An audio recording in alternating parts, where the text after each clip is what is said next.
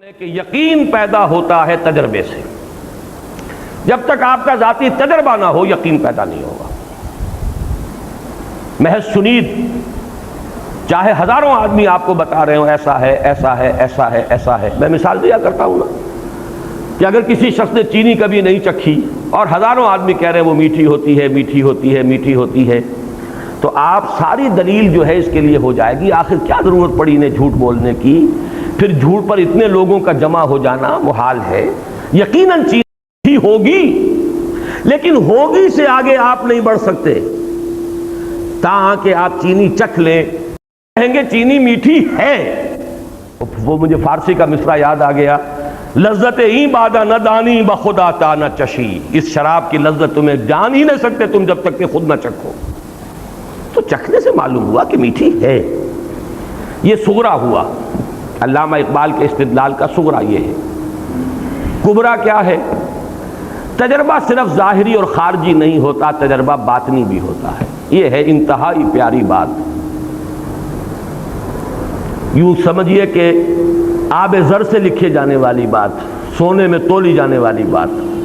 بس یہاں سے اب وہ جو تجربہ ہے خارجی تجربہ جس پر میٹیریلزم اور امپیریسزم اور یہ تمام جتنے ازم ہیں جو کہ مادیت کے اوپر مبنی ہے، ان کا راستہ جدا ہو جاتا ہے جب وہ صرف تجربے کو محدود کرتے ہیں. تجربہ خارجی ایکسٹرنل سینس اور ذریعے سے جو کچھ ہمیں ایکسپیرینس حاصل ہوا اس پر یقین ہوتا چلا جا رہا. اقبال نے جو بات کہی کہ ایک تجربہ باطنی بھی ہوتا ہے، اندر کوئی چیز بتاتی ہے کہ یہ ہے اصل شے. قرآن کو آپ پڑھیں اور آپ کے اندر سے کوئی شے بتائے کہ یہ صحیح ہے، یہ بات ٹھیک ہے. دیکھنا تقریر کی لذت کہ جو اس نے کہا میں نے یہ جانا کہ گویا یہی میرے دل میں ہے. یہ ہے وہ شے. میں اس کا اور مزید وضاحت کروں گا وہ دل کس شے کا نام ہے. ابھی یہاں تک صرف سمجھ لیجئے بات کو کہ اقبال کا فلسفہ ان دو دلیلوں پر ہے. یقین کے لیے تجربہ ضروری ہے، لیکن تجربہ صرف ظاہری نہیں اور خارجی نہیں ہوتا، تجربہ باطنی بھی ہوتا ہے. آپ کا اندر بتاتا ہے آپ کو کہ یوں ہے. یہ جو شے ہے قرآن کو پڑھتے ہوئے جب قرآن آپ سے ہم کلام ہو، اگر آپ کو اندر سے گواہی ملے کہ یہ صحیح ہے، وہ ہے وہ باطنی تجربہ جس کو ہم یوں کہہ سکتے ہیں کہ کوئی سمپیتھیٹک وائبریشن آپ میں پیدا ہوئی ہے.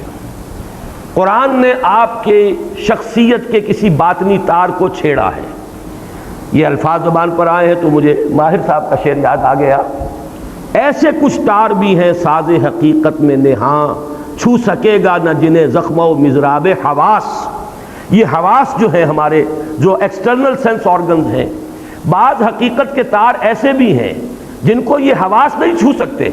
یہ کچھ اور شے انہیں چھوتی ہے، انہیں حرکت میں لاتی ہے، اس سے نغمہ نکلتا ہے. وہ جو ہیں ایسے کچھ تار بھی ہیں ساز حقیقت میں نہاں، چھو سکے گا نہ جنہیں زخم و مضراب حواس. وہ تار ہیں جس کو اب میں تجزیہ کر کے بتا رہا ہوں. وہ شے کیا ہے؟ وہ ہے آپ کی وہ روح جس نے آپ کو انسان بنایا ہے. وہ روح ملکوتی، وہ ڈیوائن سپارک، وہ آپ کا روحانی وجود جس کا منبع، جس کا مسکن دل، یہ ہے جس کا احساس ہے، احساس باطنی ہے. یہ روح دیکھتی بھی ہے. قرآن مجید کہتا ہے نا فَإِنَّهَا لَا تَعْمَى الْأَبْصَارُ وَلَكِن تَعْمَى الْقُلُوبُ الَّتِي فِي الصُّدُورِ. آنکھیں اندھی نہیں ہوئی تھی ابو جہل کی اور ابو لہب کی، دل اندھا ہو گیا. یہ دل کا اندھا ہونا کیا ہے؟ دل دیکھتا ہے یعنی روح دیکھتی ہے، دل سنتا ہے یعنی روح سنتی ہے، اور دل کا احساس ہے، پرسپشن ہے دل کی. وہ ہے در حقیقت وہ جو اس کا انٹرنل اس کا تجربہ ہے. آپ کا دل گواہی دیتا ہے یعنی آپ کی روح وجد میں آتی ہے قرآن کو پڑھ کر.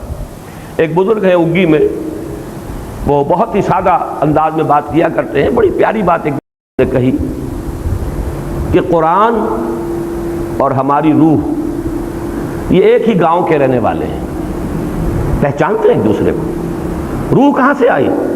یہ سلوک روح قل روح من امر ربی. اور یہ قرآن کہاں سے آیا؟ اس قرآن کا منبع بھی وہی ہے جو ہماری فطرت کا منبع ہے.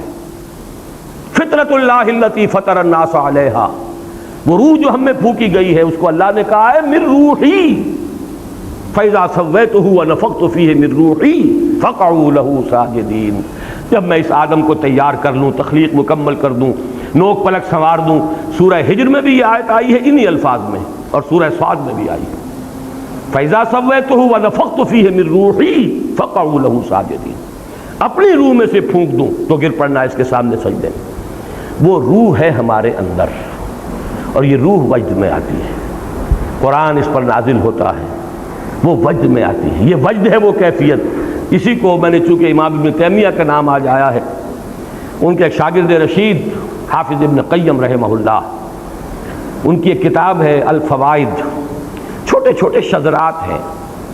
مفکرین جو ہیں ان کی ایک تصنیفی کیفیت یہ بھی ہوتی ہے، ایک تو یہ کہ ایک مکمل کتاب کا نقشہ بنا کر اس کے ابواب اور اس کی بحثیں، اور ایک یہ کسی وقت کوئی خیال آ گیا، کسی وقت کوئی اور خیال آ گیا، تو ایک طرح سے شذرات سے بن جاتے ہیں. تو الفوائد حافظ ابن قیم کی ایک ایسی کتاب ہے کہ قرآن کو پڑھتے ہوئے مختلف اوقات میں جو کیفیات وارد ہوئی ہیں انہوں نے علیحدہ علیحدہ، وہ اس کا کوئی باہمی ربط نہیں ہے. وہ الفوائد، اس میں ایک جو ہے اس میں لکھتے ہیں اللہ کے کچھ بندے ایسے بھی ہیں جو قرآن کو پڑھتے ہیں تو یوں محسوس کرتے ہیں کہ وہ مصحف سے نہیں پڑھ رہے بلکہ قرآن ان کے لوح قلب پر درج ہے، وہاں سے پڑھ رہے ہیں.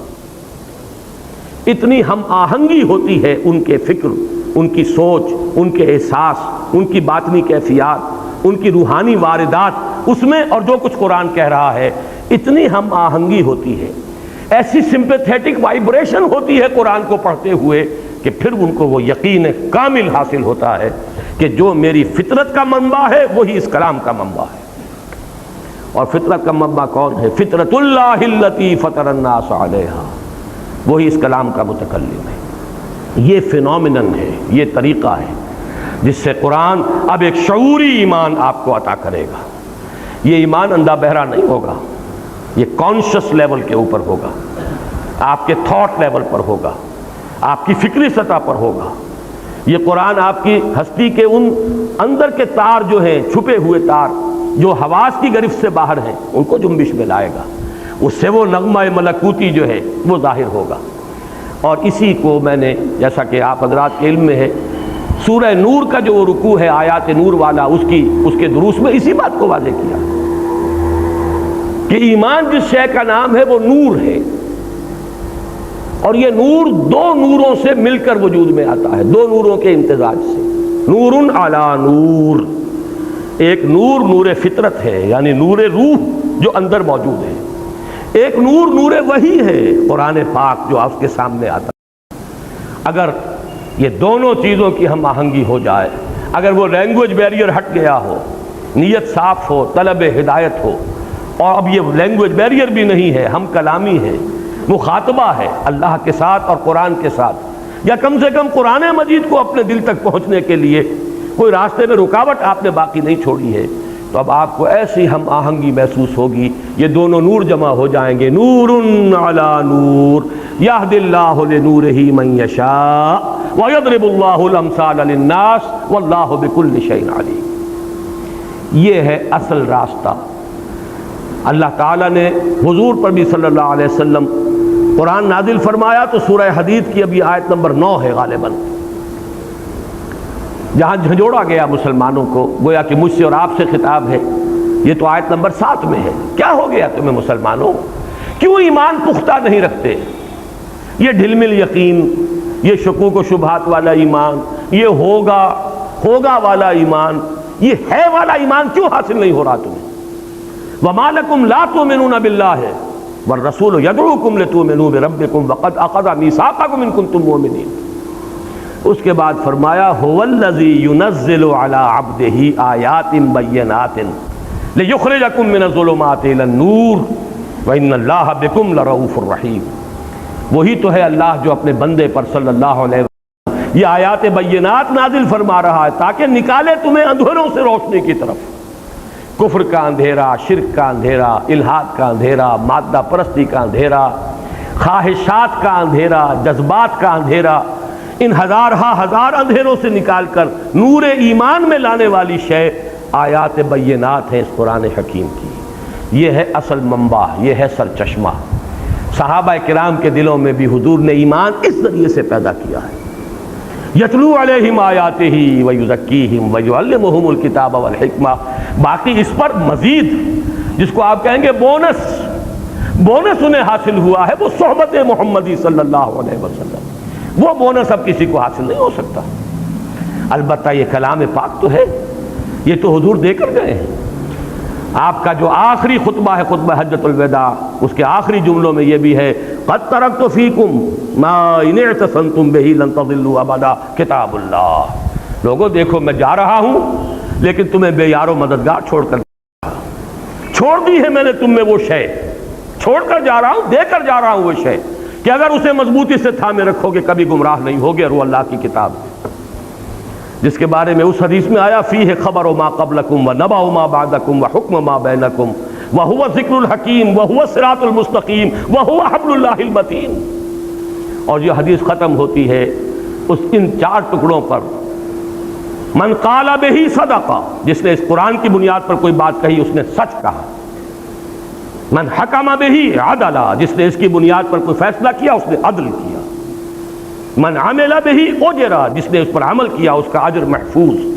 ومن دعا الیہ فقد ہدی الی صراط مستقیم، اور جس نے اس قرآن کی طرف بلایا کسی اور کو ہدایت ہو نہ ہو اس کی ہدایت ہو گئی صراط مستقیم کی طرف. یہ گارنٹی ہے محمد الرسول اللہ صلی اللہ علیہ وسلم کی طرف سے. یہ ہے ایمان کے حاصل کرنے کا اصل ذریعہ.